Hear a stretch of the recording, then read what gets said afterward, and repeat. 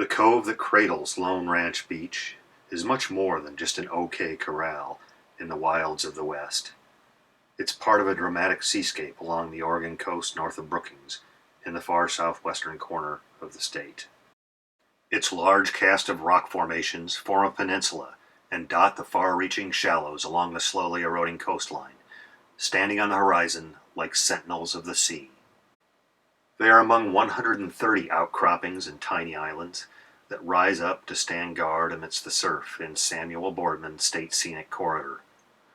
Lone Ranch Beach is the southernmost of a dozen turnouts along Highway 101, bearing names such as Spruce Island, Whale's Head, and Thunder Rock Cove, in the 12-mile stretch of coastline where 300-year-old Sitka spruce crown the forest and a multitude of seagulls and other shorebirds flock to its shores. These lands bear a relentless assault from the sea that endures every minute of every day, each week, month, and year, through the millennia and into eternity, at once destroying what was and creating what will be.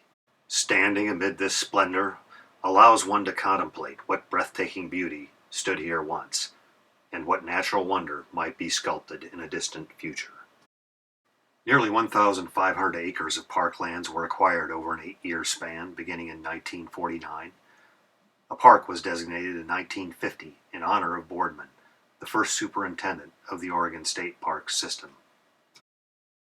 He lobbied for the creation of a coastal national park in the late 1930s, after federal park designations had surged in the decade, and Republican Senate Minority Leader Charles McNary of Oregon even introduced a bill to create Oregon Coastal National Park in May 1940, the same month Germany invaded Western Europe. Financing concerns reportedly cooled federal and subsequently local interest, while U.S. entry into World War II all but halted new park development until 1956.